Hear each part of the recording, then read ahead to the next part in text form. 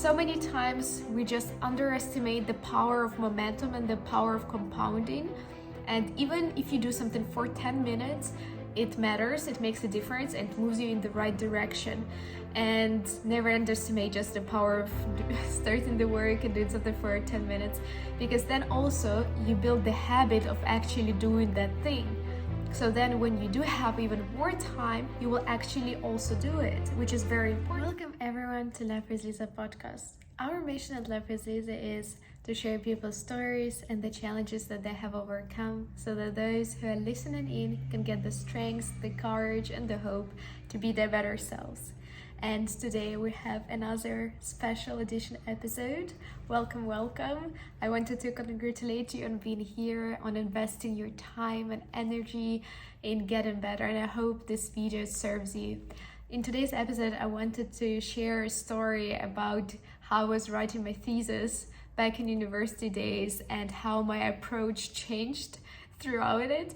So we were given quite a long time to work on our thesis, and I feel like with my personality, I tend to start working on a certain item just when the deadline gets closer, and I feel like the bigger the deadline, the longer I work on it. Not sure if anyone else can relate. But I was always thinking when I had lots of time before my deadline that, okay, once I have a full free day, I will get the work done. I will just sit down, concentrate, and start working on it, and I'll get it done. And I'll just wait for that moment, because some other days I had other subjects I was working on, other appointments, and I've always felt like I just don't get this full hours to get deeply into the topic, and I was waiting for it to happen. Then the closer the deadline was getting, and I was still not getting those days where I could fully concentrate on my thesis. And in those days that I actually were getting the days when I could fully concentrate on my thesis, I would do something else and actually not even get to doing it. And I found it fascinating, because only afterwards, after when the deadline was close and I knew that I just have to get it done, I need to get it in, then I started working. Even any 10 minutes that I had free, I would just squeeze in some work there and get it a bit further. And it was so interesting for me, because it was a completely radical approach.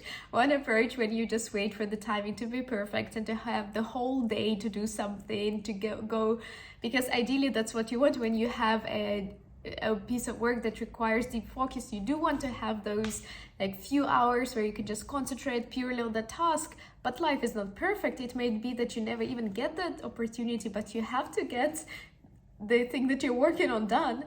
So I started following the imperfect way of doing my thesis and actually squeezing in any moment I would get to actually get some progress on it. And I then realized how we actually underestimate the power of compounding and the power of momentum, because those small 10 minutes moments of progress that I was doing, they actually were adding up, and I was progressing so fast through my thesis.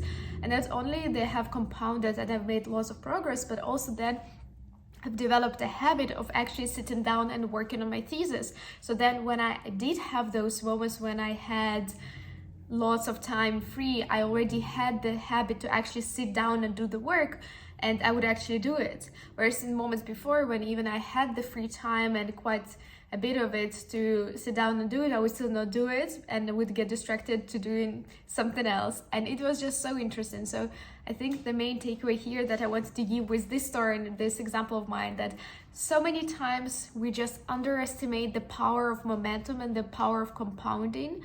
And even if you do something for 10 minutes, it matters, it makes a difference, and moves you in the right direction. And never underestimate just the power of starting the work and doing something for 10 minutes, because then also you build the habit of actually doing that thing. So then when you do have even more time, you will actually also do it, which is very important, because what you don't want to end up in a situation where you've just waited for the times to be perfect, and once they've become perfect, which sounds quite funny, because timing and everything will never be perfect. But let's say even in this imaginary scenario where it did become perfect, but then you still don't have that habit, you don't have the momentum of doing the thing, so you will still procrastinate and you will not do as well. So start acting now and start doing as much as you can, even if it's 5 minutes, 10 minutes, whichever habit you want to build, whichever assignment you want to work on.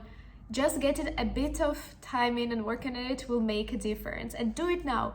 Do it regardless of how busy you are, how imperfect the timing is, because it will never be perfect, but you'll start building in the momentum and you will start getting better at whatever you also want to do, and also you will actually ensure that you get it done. I hope this video will help you to stop procrastinating, to stop waiting for the timing to be perfect, to actually understand the power of momentum and the power of compounding and the power of building a habit of doing what you need to do to achieve your goals. And if you enjoyed this episode, be sure to subscribe to this channel, like this video, and I see you in the next episode tomorrow.